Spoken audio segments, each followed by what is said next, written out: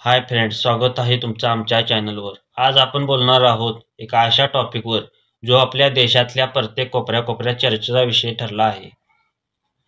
तो म्हणजे शेतकऱ्यांची कर्जमाफी. ही कर्जमाफी खरंच शेतकऱ्यांचे आयुष्य बदलते का, की हा फक्त एक राजकीय स्टंट आहे? काही लोक म्हणतात शेतकरी हा देशाचा कणा आहे, त्याला कर्जमाफी मिळायला हवी. तर काही म्हणतात हा पैसा फुकट वाटायचा सोडा, त्यापेक्षा शेतीसाठी काही ठोस योजना योजना आणा. कोण बरोबर कोण चूक, आज आपण या विषयावर सगळ्याचा खोलवर अभ्यास करणार आहोत. चला तर मग जाणून घेऊया. सर्वप्रथम आपण समजून घेऊया की कर्जमाफी म्हणजे नेमकं काय. साधं आहे, शेतकऱ्यांनी बँकेकडून किंवा सरकाराकडून घेतलेले कर्ज सरकार म्हणते सोडा हे कर्ज आम्ही माफ करतो. पण थांबा, हे ऐकायला जितके सोपे वाटते तितकेच ते गुंतागुंतीचे आहे. भारतात शेतकऱ्यांचे कर्ज हा कधीपासूनचा प्रश्न आहे. पावसाने दगा दिला, पीक हातातून गेले, कर्ज वाढत गेले आणि शेवटी शेतकरी कर्जाच्या ओझ्याखाली दबला गेला. अशा परिस्थितीत कर्जमाफी ही एक आशेचे किरण वाटते. पण खरंच का ही आशा प्रत्येक शेतकऱ्यांपर्यंत पोचते का?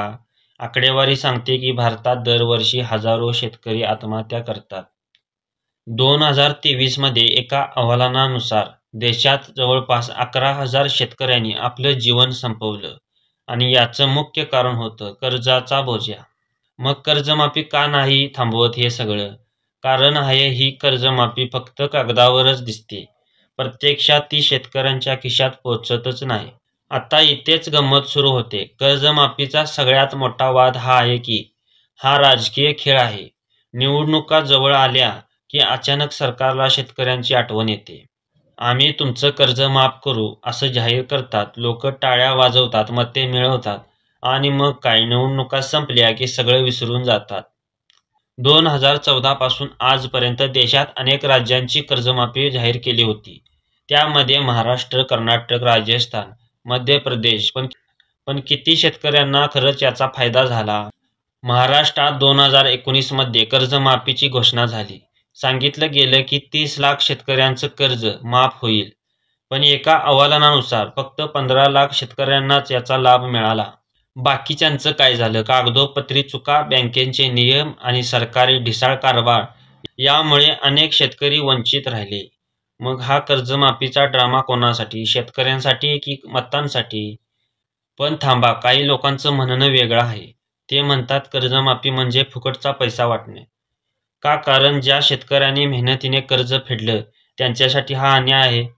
आणि ज्यांनी कर्ज घेतलंच नाही त्यांना काय मिळालं? काहीच नाही. मग यातून शेतकऱ्यांमध्ये फूट पडत नाही का? एकाला मिळालं दुसऱ्याला नाही, हा भेदभाव का? आणि मग याचा परिणाम अर्थव्यवस्थेवर होतो. कर्जमाफीचा पैसा येतो कुठून? तुमच्या माझ्यासारख्यांच्या करदात्यांच्या खिशातून. सरकार म्हणतं आम्ही शेतकऱ्यांना मदत करतोय, पण खरं तर हा पैसा तुमच्या खिशातून काढून दुसऱ्याला दिला जातोय. बँकेचंही नुकसान होतंय. जेव्हा कर्ज माफ होतं तेव्हा बँकांनाही तो पैसा परत मिळत नाही. मग बँका कर्ज द्यायला नकार देतात आणि शेवटी पुन्हा नुकसान कोणाचं होतं? शेतकऱ्यांचंच होतं. आता आपण थेट शेतकऱ्यांचं मत जाणून घेऊया. मी काही शेतकऱ्यांशी बोललो. एक शेतकरी म्हणाला कर्जमाफी मिळाली तर बरं वाटेल, पण ती मिळतेच कुठं? कागदावरच सगळं संपतं. दुसरा म्हणाला आम्हाला कर्जमाफी नको, आम्हाला पाणी हवं, वीज हवी, पिकाला योग्य भाव हवा. खरंच कर्जमाफी ही तात्पुरती मलमपट्टी आहे, पण शेतकऱ्यांना खऱ्या अर्थाने सक्षम बनवायचे असेल तर शेतीचे संपूर्ण चित्र बदलायला हवे. पण इथे प्रश्न असा आहे, सरकारला हे खरंच करायचं आहे का, की फक्त कर्जमाफीचं नाव घेऊन शेतकऱ्यांना गप्प करायचं आहे? आणि जर कर्जमाफीचं नाटक चालूच ठेवायचं आहे तर मग शेतकऱ्यांचं भविष्य काय? पुन्हा तेच कर्ज, पुन्हा तीच आत्महत्या. मग काय करायचं? काही तज्ज्ञ म्हणतात कर्जमाफी ऐवजी शेतीत सुधारणा करा, पिकाला योग्य भाव द्या, सिंचनाच्या योजना राबवा, शेतकऱ्यांना तंत्रज्ञान द्या.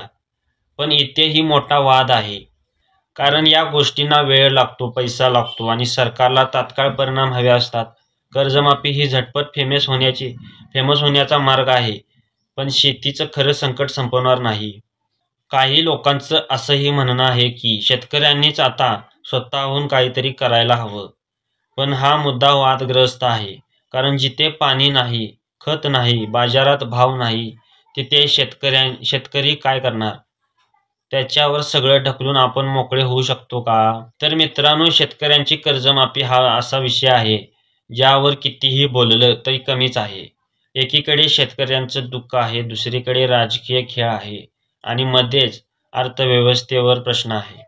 तुम्हाला काय वाटतं, कर्जमाफी ही शेतकऱ्यांसाठी वरदान आहे की शाप, की हा एक फक्त ढोंग आहे? तुमचं मत आम्हाला कमेंटमध्ये नक्की कळवा. आणि जर तुम्हाला हा व्हिडिओ आवडला असेल तर लाईक करा, शेअर करा आणि चॅनलला सबस्क्राईब करायला विसरू नका. पुन्हा भेटू एका नव्या टॉपिकसोबत. तोपर्यंत टेक केअर. जय हिंद, जय महाराष्ट्र.